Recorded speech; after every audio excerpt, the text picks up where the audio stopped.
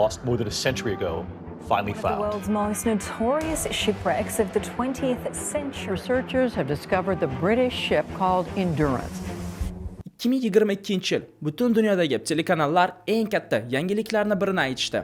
Antarktidani yonida cho'kib ketgan Endurance kemasi topilganda. U Janubiy okeanning tagida 100 yildan ortiq saqlanib turganda va sovuq suvlar tufayli u yaxshi saqlanib qolganda va ekspeditsiyada qatnashgan odamlarning ham shaxsiy narsasi bor edi. Va bu ekspeditsiya 20-asrning eng muhim ochilishi bo'lishi kerak edi.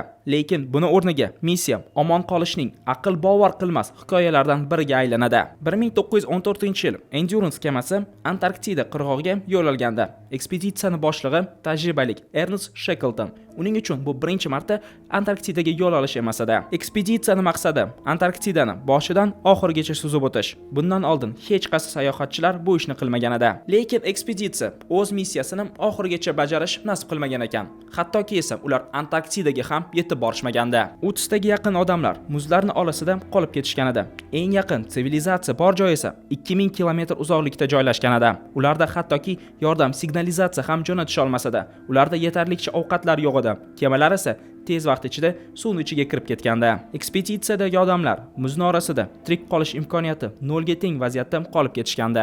Sizlar bilan Aziz Habibullayev Togan Kia kanalida videoga avans bilan like bosib, menga obuna bo'lib qo'ying. Bu menga ko'proq sifatli video chiqarish uchun motivatsiya bo'ladi. Hammaga katta rahmat. Aniq ayta olaman, hozir bu videoni ko'rayotgan odamlar Yerni shimoliy tarafidan ko'rishyapti.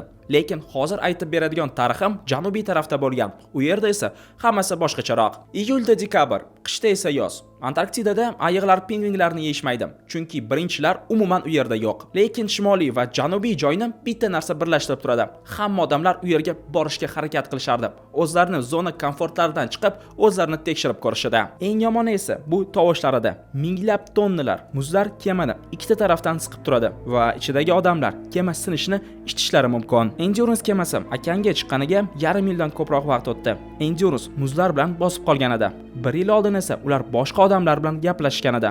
Hech kim ekspeditsiyadagi odamlarga nima bo'lganini bilishmasada. Ular okeanning o'rtasida 2000 kilometr eng yaqin sivilizatsiya joyi. Kalendarda 27-oktyabr 1915-yil Endurance jamoasida hattoki radio qabul qiluvchi uskuna ham yo'q edi. Agar bo'lganda ham 20-asrning boshida u ko'p kishida yo'q edi va ular hech qanaqa so'z yordamini jo'natisha olmasada. Hech qanaqa qidiruv samolyotlari va vertolyotlari yo'q edi. Hech qaysi kema Endurance'ni yoniga ham, uzog'iga ham kela olmasada. Muzlagan cho'l yuzlab kilometr joyni bosib bo'lganda. Temperatura esa -22 gradus. Ekspeditsiyadagi kema kapitani kemani tark etish buyrug'ini beradi va muzlagan joyga kemadagi hamma narsani ko'chirishga boshlashadi. Kiyimlar, ovqatlar, itlar, ovqat qilish uchun uskunalar, keyin esa 27 ta ekipaj kemani tark etgandan so'ng 1 soatdan keyin kemani muz bosib oladi. Va bu hammasini Ernest Shackleton kuzatib turgan edi. U Endurance kapitani va u tushunib yetgan edi. Endurance tarixi boshlanmasdan tugagan edi va endi ularning missiyasi tirik qolish. Bu esa birinchi missiyaga qaraganda ancha qiyinroq. 20-asrlarda eng zo'r odamlar, qo'shiqchilar, millioner va shunga o'xshash odamlar emas edi. Aynan qutb tadqiqotchilari edi va ularning bittasi britaniyalik Ernest Shackleton. 1901-yil u Antarktidaga yo'l olganda. Ular polisga 1000 kilometr qolganda orqaga qaytishgan edi. Lekin bu ham rekord edi. 1907-yil Shackleton o'zi jamoasini yig'adi. Bu safar ular Janubiy polisga borishmoqchi edi. Lekin yo'llar qiyin bo'lgani uchun va yetarlicha ovqat bo'lmagani uchun ular orqaga qaytishadi. Janubiy polisga ataga 1000 kilometr qolganida. Lekin baribir ham ularni Britaniyada juda ham dabdabali kutib olishadi. Shackleton esa Sir qo'shimchasini qo'lga kiritadi va Ernest Shackleton Antarktidani bir chekkasidan ikkinchi chekkasiga o'tishga qaror qiladi. Bu esa juda ham qimmat ekspeditsiya. Kiyimlar, ovqatlar, oyliklar $100,000 ko'proq pul ketishi mumkin edi. 20-asrning boshiga esa bu juda ham katta pul. Pulni yarmini investorlar beradi. Qolganini esa Britaniya hukumati taqdim qiladi. Hamda Shackleton barcha narsalarni monetizatsiya qilganda, u kitob, rasmlar, filmlarga ruxsatnomalar sotgan edi. Agar Shackleton 21-asrda bo'lganida, u hozir 24 ga 7 to'xtatmasdan YouTube'da yoki esa Twitch'da stream qilardi. Lekin u paytlar bunaqa narsalar yo'q edi. Shuning uchun u faqat rasmlarga, kitoblarga va filmlarga ruxsatnomalarni sotganda.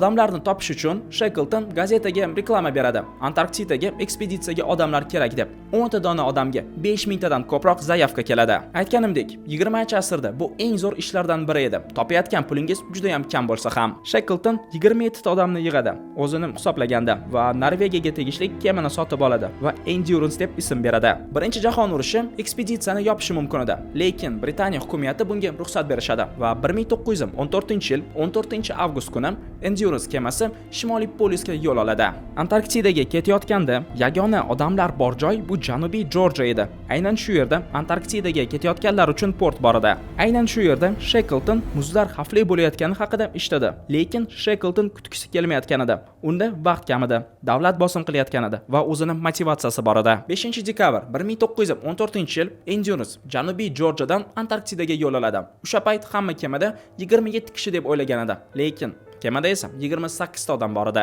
Pierce Blackburn bildirmasdan kemaga chiqib olgan edi va Pierce'ni orqaga qaytarish uchun vaqt yo'q edi va Shackleton Pierce'ni jamoaga qo'shadi va agar ekspeditsiyada muammolar bo'lsa va odamni yeyishga to'g'ri kelsa, seni birinchi yeymiz deydi.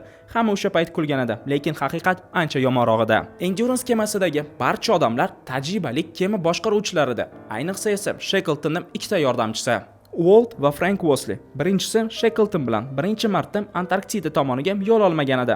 Ikkinchisi esa hayotini yarmini ko'prog'ini kemada o'tkazgan edi va hammadan ko'ra yaxshiroq navigatsiyani bilardi. Endurance sekin-sekin muzlarni buzib o'tayotgan edi, lekin ozginadan so'ng ular muzlarni orasida qolib ketishadi va chiqish olmaydi. Kema tiqilib qolgan sababi o'sha payt janubiy shamol yo'q bo'lib qolgandi. Uni o'rnida shimoldan katta tezlikda shamol kelayotgan edi va u tufayli muzlar yopishib qolayotgandi. Va Shackletonga kema tiqilib qoldi deganda u shokka tushmagan edi va bu narsani bilayotgan edi.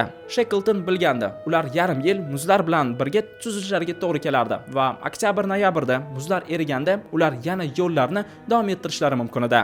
Endurance jamoasining eng muhim narsalari bu ovqatni tejash edi. Ular o'z ovqatlarini emas, Antarktidada suzib yurgan dengiz mushuklarini iste'mol qilishardi.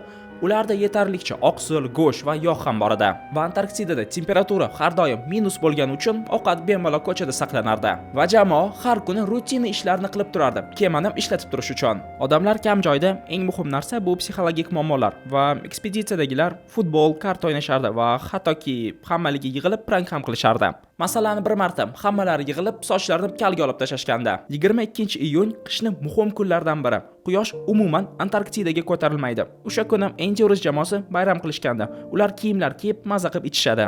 Ekspeditsiyani ketganlarning ko'pini uyda oilasi kutib turgan edi va bu eng muhim motivatsiyaning biri edi Shackleton uchun. Shackletonning oliy ma'lumoti yo'q edi. Uni otasi oddiy doktor edi va maktabni tugatishi bilan u kemalarga qiziqishni boshlaganda. Shackletonning ayoli esa boy oiladan edi. Shuning uchun Shackleton har doim ko'proq pul topishga harakat qilardi va ekspeditsiya yaxshi tugashlik unga boylik olib kelishi kerak edi. 1915-yil yozning oxirida muzlarning orasida daz paydo bo'lishni boshladi, lekin bu yetarlicha foyda olib kelmadi va muzlar olib ketgani uchun har tomondan kemani muzlar presslashni boshladi va kapitanlar bilishdi, bu yaxshi emas edi. Endurance yaxshi kema edi, lekin muzlarga qarshi chiqa olmas edi. Va keyin Shackletonning jamoasi kemani tark etishga qaror qildi. Shackleton bilgan edi, uni missiyasi boshlanmasdan tugadi va endi ular tirik qolish kerak. Bu esa oson ish emas edi va bundan boshlab ular hech nimani boshqara olmas edi. Hammasi tabiatdan edi. Ularning yangi uyi katta muz bo'lgandan so'ng u qayerga yo'l olishi birinchi savolga aylandi. Shackleton muzlar shimol-g'arb tomoniga yuradi dedi. Keyin esa 3 ta kichkina kemaga o'tirib yerga yetib boramiz dedi. Ikkinchi yomon yangilik, agar muz umuman joyini o'zgartirmasa, agar bunaqa bo'lsa, ekspeditsiya yana 1 yilga cho'zilib ketishi mumkin edi. Buni esa hech kim xohlamayotgan edi. 1 yil yana qorong'ulik joyda yashashni, hamda ularning ovqatlari tugab qolishi mumkin edi. Qishki sezonda dengiz mushuklari kamayadi. Ovqat esa juda ham muhim edi. 1916-yil muz qayerga yo'l olishini bilsa bo'lardi. U paytgacha hamma sabr qilish kerak edi. Shackleton aytardi, Antarktidada eng katta muammo bu sovuqlik yoki esa quyosh yo'qligi emas, odamning miyasi. Odam zerikkanda g'alati fikrlar kelishi mumkin edi. Shuning uchun u ekspeditsiyadagi har bir odamlarning gruppalarga bo'lganda, ekspeditsiyadagilarning kuni shunaqa boshlanardi. Birinchi 7:30da oshpaz turardi va ovqat pishirardi. Keyin yarim soatdan so'ng hamma uyg'onardi va shotkalarni orib, qor bilan tishlarini yuvishardi. Keyin esa zavtrak qilishardi. Zavtraqqa dengiz mushugidan steak yoki esa konserva va kasha bo'lardi. Zavtraqdan keyin ekspeditsiyani bir qismi dengiz mushuklarini oviga chiqardi. Bir qismi itlarni dressirovka qilardi. Qolgan qismi esa qutqaruv kemalarini kuzatib turishardi. Kechasi soat 5 da esa ujin. Ujinga esa dengiz mushuklaridan tushonka va kakao edi. Ujindan so'ng hamma o'z palatkasiga yo'l olardi. Palatkalarda kimdir qo'shiq aytib o'ynardi. Bir xillar esa gaplashib o'tirishardi. Eng qizig'i esa faqat o'g'il bolalar joyida hech kim intim munosabatlar haqida umuman gaplashmasdi va sababi juda ham tushunarli. Birinchidan juda ham sovuq. Hech kim bu narsa haqida gapirishni xohlamasdi va hech qanaqa foydasi yo'q edi. O'rtancha 1000 kilometr joyda hech qanaqa ayollar yo'q edi. Soat 8 da adboy bo'lardi va bir oy aynan shunday o'tgandi va hamma juda ham o'zgargandi. Soqollarni olishni to'xtatishdi. Issiqroq bo'lish uchun juda ham kam odam yuvinardi, chunki yopishgan kir ham ularni istadi deb turishardi. Kemada qanchalik oson bo'lmagan bo'lsa ham, odamlar motivatsiyasini yo'qotishmadi. Lekin noyabrda eng yomon narsa bo'ldi. Ularning kemasi to'liqlayin suvga tagiga kirib ketdi va endi yuzlab kilometr muzlagan cho'lda boshqa hech kim yo'q edi. Shelton hisobi bo'yicha ovqat 3 oylarga yetish kerak edi. Keyin esa dengiz mushuklarini iste'mol qilish kerak edi. Hamda dekabr muzlar o'z yo'lini o'zgartirmagan edi. Shuning uchun Shelton va uni jamoasi g'arb tomonga yo'l olishga qaror qilishdi. O'sha yerda u suvlarni topib, qutqaruv kemalarini qo'yishardi. Oxirida Shackletonning jamoasi yangi yilni nishonlashdi. Ular xohlagancha ovqatlar yeyishi mumkin edi. Bu komandani duxini juda ham tepaga ko'tardi. Yangi yildan so'ng Shackletonning jamoasi kemani tashab g'arbga yo'l olishdi. Ekspeditsiya qutqarilishini ishonishayotgan edi. Lekin baribir ham kundan so'ng buni imkoniyati kamayotgan edi va Shackleton ham buni sezgan edi, lekin aytmagan edi. Hamda Shackleton kemani yonida oxirgi xatini va oxirgi so'zlarini yozib ketgan edi, lekin bu haqida ham hech kimga aytmagandi. Shackleton bilgandi, endi ularning yo'li umuman oson bo'lmaydi. Ular kemadan faqat muhim narsalarni olishga ruxsat berdi. O'shanda ham 3 ta kemaga 1 tonnadan ko'proq mahsulotlar tushdi. Yanvarda janubiy taraflarda yoz bo'lardi. Muz oyoq tagida erishni boshladi va oyoqning tagi qora kashaga aylanib ketgandi. Shuning uchun ular faqat kechqurun yurishga qaror qilishdi. Temperatura pasaygan paytda. Lekin bu baribir ham eng katta muammoni yechmagan edi. Muzli xirlashlar. Muzlar yig'ilib qolgan joyda ularning balandligi 1 metrdan oshishi mumkin edi va ulardan o'tish uchun ancha kuch sarflanardi. Bir hafta kechqurun yurishdan so'ng Shackleton to'xtashga qaror qildi va o'sha yerda bazasini ochishdi. Yurish ular o'ylagandan ancha qiyinroq edi. Bu esa endi birinchi hafta edi va o'shanda ekspeditsiyadagi hammalari tushunib yetishdi. Ularning vaziyati juda ham qiyin. Ular 300 kilometr joyni bosib o'tishlari kerak edi. Birinchi haftada esa atigi 15 kilometr o'tishdi va umuman kuchlari qolmadi. Bu degani ularni endi nima bo'lishi faqat ob-havodan. Agar muzlar ochilsa va ular kemalarni suvga qo'yish olsa, balki ular tirik qolishlari mumkindir. Agar yo'q bo'lsa, ular sekin og'riqlik muzdagi o'lim kutayotganda. Sekin-sekin Endurance ekspeditsiyasida ovqat yetmashligi sezilayotgan edi. Yo'q, ular och qolib ketmagan edi, lekin baribir ham ovqat iste'mol qilishi kamayganda. Ular dengiz mushuklari va pingvinlarning orqasidan ovga tushgan edi, lekin bunda ham muammolar bor edi. 9-yanvar 1916-yil Shackleton o'z kundaligiga ular atigi 2 ta dengiz mushugini tutishgani haqida yozadi. Bu esa 28 ta odam uchun juda ham kam edi. Bir xil ekspeditsiyadagi odamlar berilayotgan ovqatlarni saqlashga harakat qilishardi, keyinchalik yeyish uchun. Eng ko'p ovqat saqlab qolgan odam esa mexanik Thomas edi. U berilgan ovqatning 50% ni saqlardi, lekin bu tufayli u juda ham och qolardi va ish paytida hushidan ketadi. Shackletonning yordamchisi itlarni o'ldirishga qaror beradi. Ular suvga tushgandan keyin itlarda umuman foydasi yo'q edi. Itlarga esa ham ovqat berish kerak edi va qanchalik bu g'alati va yomon eshitilmasa ham bu eng yaxshi yo'l edi. Keyinchalik itlarni bir qismini o'ldirib ovqatga iste'mol qilishadi. Ochlik odamni umuman o'zgartiradi. Fevral o'rtasida yangi muammolar paydo bo'ldi. Dengiz mushuklari kamayganini biz tushunib yetdik, lekin ular har doim quyuq ovqat yurishgandan qorinlari og'rishni boshladi. O'zi shunaqa qiyinchilikka yana bitta qiyinchilik qo'shildi. 17-fevral ovqat tugashiga ozgina qolganda Endurance jamoasiga omad keladi. Ular pingvinlar to'dasini ko'rishadi va 2-3 kunda 100 dan ko'proq pingvinlarni qo'lga kiritishadi. Bu esa ozgina bo'lsa ham ovqat muammosini hal qilardi. Kemadan ketishganiga 4 oy bo'lgan edi va ekspeditsiya muz ochilishini kutishayotgan edi. Lekin hech kim bu qayerda va qachon bo'lishini bilmas edi va ular har kuni ekstreniy trenirovka qilishardi. Agar muz ularni joyida dars ketsa, tezgina ovqat va muhim narsalarni saqlab qolish uchun. Hamda yana bir muammo paydo bo'ldi. Zerikish muammosi. Kitoblar hammasi kemada qolib ketgan edi. Hech kim o'sha qo'shiq aytib maza qila olmas edi. Hattoki karta ham o'ynab bo'lmas edi. Kartalar shunchalik kir bo'lib ketgandiki, u yerda nima yozilgani ko'rinmas edi. Keyin esa yomg'irlar boshlandi. Hamma narsa ho'l bo'ldi va odamlar nima qilishni bilmasdan palatkadan chiqmasdan, qimirlamasdan o'tirishdi. Ularni tanalari suvga tegib muzlab ketmasligi uchun. Hisoblar bo'yicha muzlar shimol tarafga yo'l olayotgan edi, lekin ular bormoqchi bo'lgan joy shimoliy g'arb tarafda edi. Bu degani ular ochiq okeanga chiqib ketishayotgandi. Ekspeditsiyadagi bir odam o'z kundaligiga yozadi: biz tirik qolish imkoniyatimiz 10% ga teng. 28-mart nonushta paytida odamlar tumanda bir g'alati narsani ko'rib qolishadi va qurolni olib u tarafga o'q otishadi. Keyinchalik bilishlari bo'yicha bu Leopard muhrida. Shackleton jamoasiga bu juda ham yaxshi yangilik edi. Birinchi bo'lib, muhr odamlarga xavfli. Ikkinchidan esa u juda ham katta edi va 500 kilochi go'sht va yog' olib kelgandi. Bu esa 3-4 haftaga ularga yetardi. Aprellarning boshida Endurance jamoasi juda ham tanish ovozni eshitdi. Muzlar dars berishni boshlagan edi, lekin bu yaxshi yangilik emas edi. Ularni oyoqlarini tagida muzlar dars ketayotgan edi. Ular hamma narsalarni bitta muzdan boshqa muzga ko'chirishga tushdi. Sekin ular oyoqlarini tagida muz 200 diametrdan 100 diametrga kichkinaydi va boshqa kutish mumkin emas edi. 9-aprel Shackleton buyruq berdi. Ular suvga tushdi. Endi ular kuni bir xil o'tardi. Kunni bo'yi ular kemani boshqarishardi. O'zlarining yo'llar tomoniga, shimoliy g'arb tarafda Elephant oroli bor edi. Kechqurun ular dars ketmagan muzni topib, o'sha yerga tushishardi. Palatkalarni qo'yishardi, uxlashardi, nonushta qilishardi va yana kemaga chiqib o'z yo'llarini davom ettirishardi. Bir xil payt yomg'ir, qor yog'ardi. Ularning oyoqlari tizzalarigacha suv bilan to'lib ketgan edi. Bir marta esa kemadan bir odam tushib ketadi. Uni esa umuman kiyim yo'q edi va kunning oxirigacha u dars ketgan muzning ovozini chiqarardi. Bunga qaramasdan ular Elephant oroliga ancha yaqin qolgan edi, 59 kilometr. Lekin ular suzib o'tayotgan joy juda ham xavfli deb hisoblanardi. Hozirgi kemalar qanchalik rivojlangan bo'lsa ham. Endurance jamoasi esa 3 ta kichkina kemada 28 ta odam suzib o'tishayotgan edi. Muzlar esa umuman qolmagan edi. Shuning uchun uxlash uchun ular kemalarni bir-biriga bog'lashardi va uxlashardi. Uxlash ham oson emas edi. Sovuq, oyog'ingizni tagida har doim suv bo'lardi.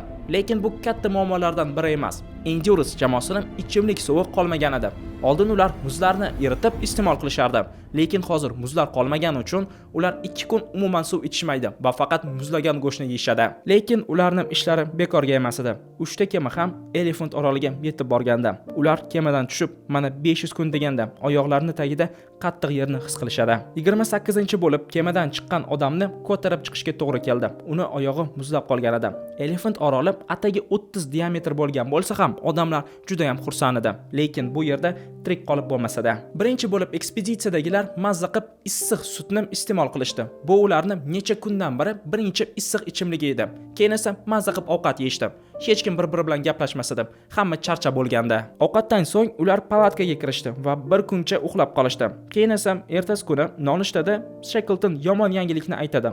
Orol palatkalar qo'yish uchun to'g'ri kelmas edi, chunki yomg'ir paytida uni to'liq suv bosardi. Shuning uchun ular boshqa Elephant oroliga yo'l olishdi. Ular kemalarga narsalarni yig'ishdi va yo'lga chiqishdi. Yomg'ir tufayli bitta kema qolib ketgan edi va u yerdagi odamlar boshqalarga qaraganda kechroq orolga yetib borishdi.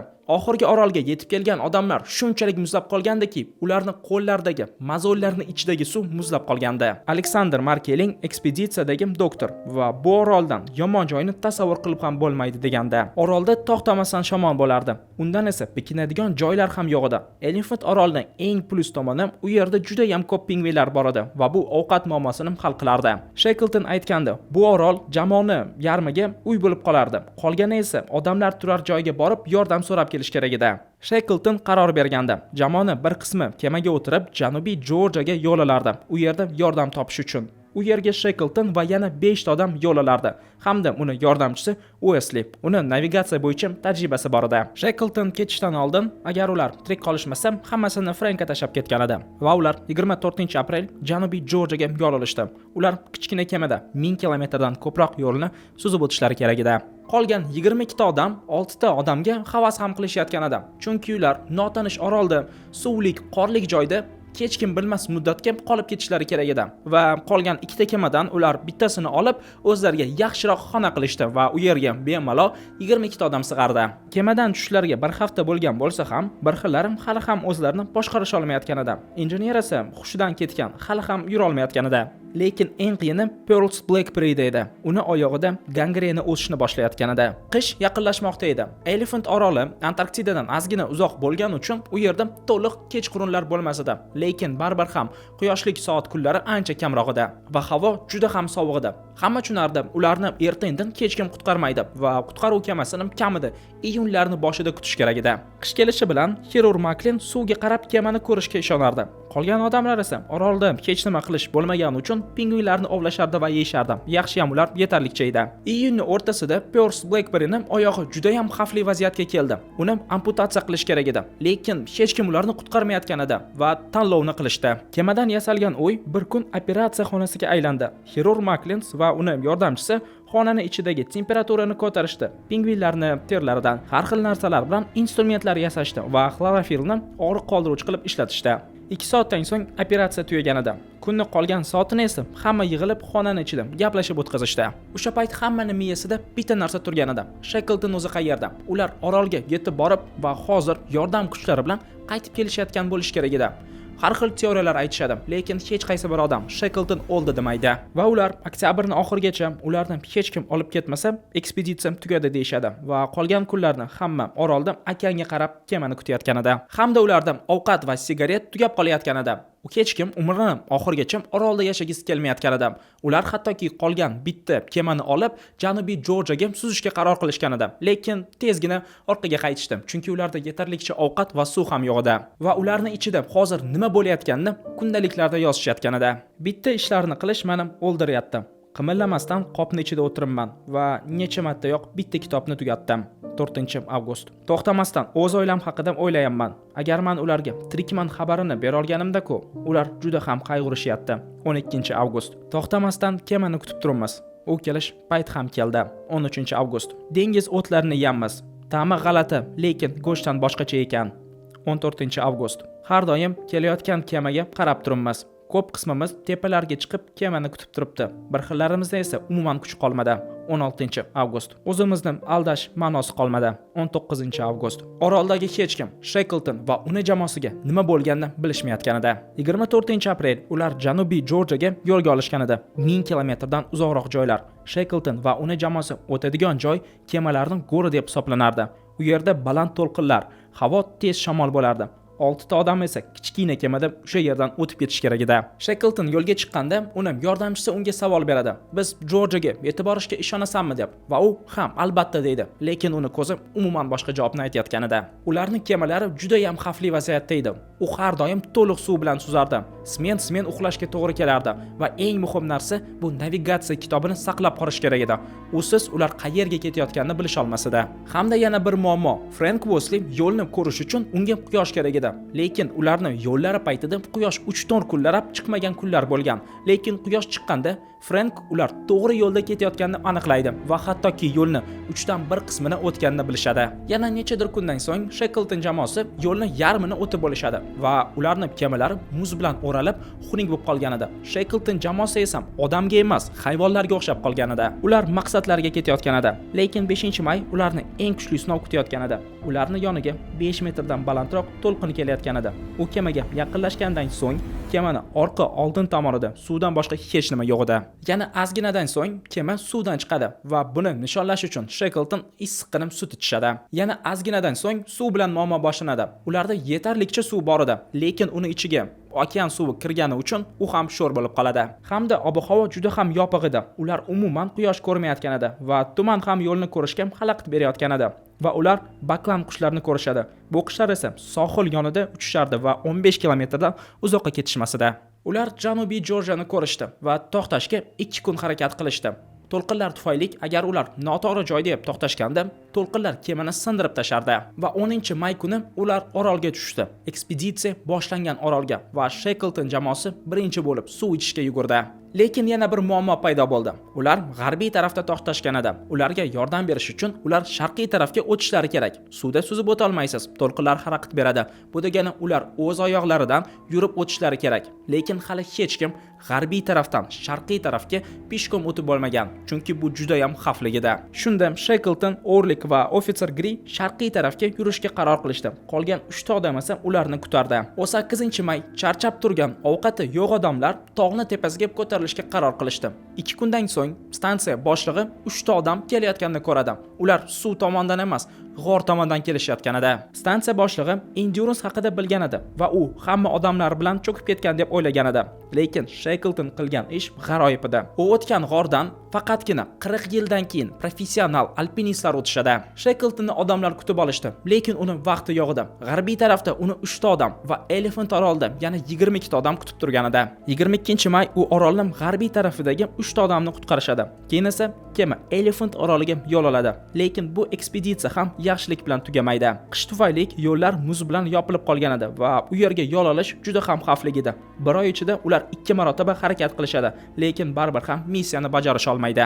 Shackleton bilayotgan edi, vaqt juda kam. Britaniya hukumatı kema jo'natishga ruxsat beradi. U esa kamida 1-2 oylarda yetib keladi. O'shanda Shackleton Chili davlatidan kema oladi. 30-avgust 1916-yil Shackleton va uning jamoasi Elephant orolini tark etadi.